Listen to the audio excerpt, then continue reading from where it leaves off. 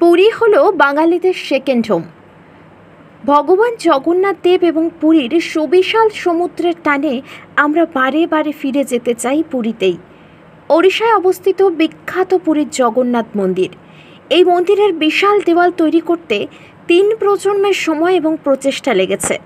মন্দিরটি হিন্দু ভক্তদের কাছে অত্যন্ত গুরুত্বপূর্ণ।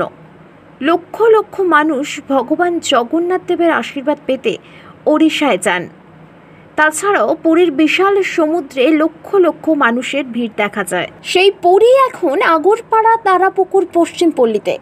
হ্যাঁ, ঠিকই শুনেছেন, আগরপাড়া তারাপুকুর পশ্চিমপল্লীর ৭৮তম বর্ষের ভাবনা পুরী।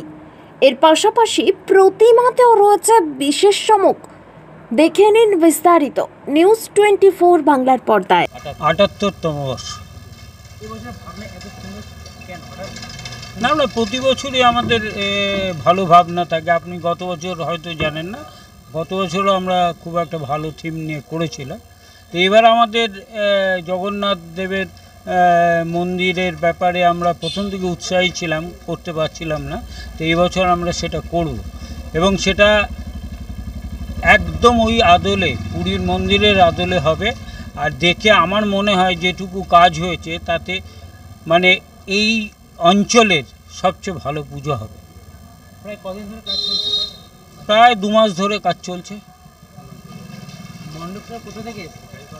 সব আমাদের বাইরে, যেরকম পুরী থেকে কিছু লোক এসছে, মানে উড়িষ্যা থেকে, তারপরে আশেপাশে যারা ভালো কারিগর তারা সব আমাদের এখানে আছে এবং এখানে থেকে কাজ করছেন তারা। কি আছে আগরপাড়া পানিহাটির মধ্যে? এটা না না, আগরপাড়া পানিহাটি না, আগরপাড়া পানিহাটিতে তো অত ভালো মিস্ত্রি পাওয়া যায় না।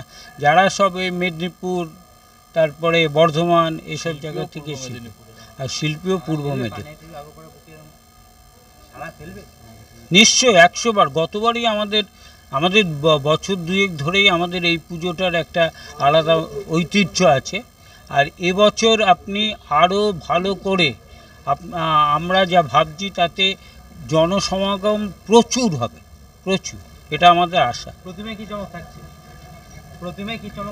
প্রথমেই তো আমাদের চমক পুরো পুরীর মন্দিরের আদলে যেগুলি মানে আশেপাশে যে সার্কামস্ট্যান্সেস থাকে সেগুলি আমাদের প্রত্যেকটা রাখার চেষ্টা করছি।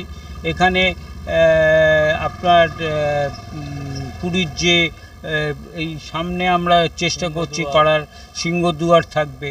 তারপরে হ্যাঁ, আমাদের এই যে পুরীর খাজা খুব মানে মারাত্মক রকমের প্রাধান্য পায়, সেগুলির ব্যবস্থা করা হচ্ছে। উদ্বোধনী কবে?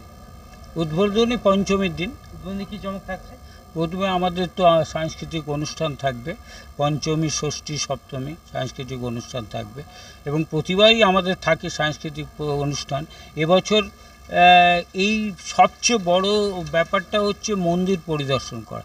লোকে মন্দিরের জন্য এখানে আসবে, ঠিক আছে? তার জন্য অন্যান্য জিনিসটার চমকের থেকেও মন্দিরের চমকটা সবচেয়ে বেশি। দর্শনার্থীদের আসতে গেলে কীভাবে?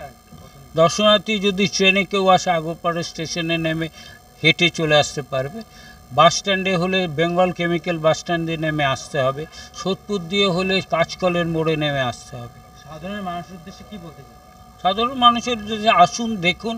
আপনারা এই অঞ্চলের যে ঐতিহ্যপূর্ণ আমরা পুজো করি তার এবার আমাদের বেস্ট পুজো হবে। আপনার নাম এবং পরিচয়? আমার নাম রতন দাস শর্মা, আমি এই পুজো কমিটির প্রেসিডেন্ট।